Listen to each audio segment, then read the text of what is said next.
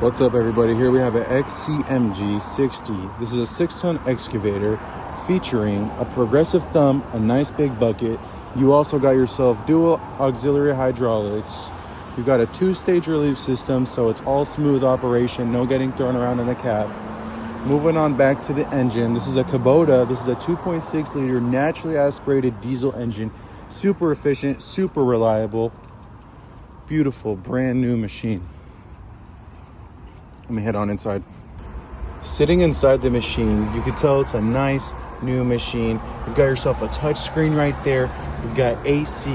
Everything is brand new. The plastics are still on it, still on the seat even. And here we'll show you a startup. Super efficient motor. Absolutely beautiful machine.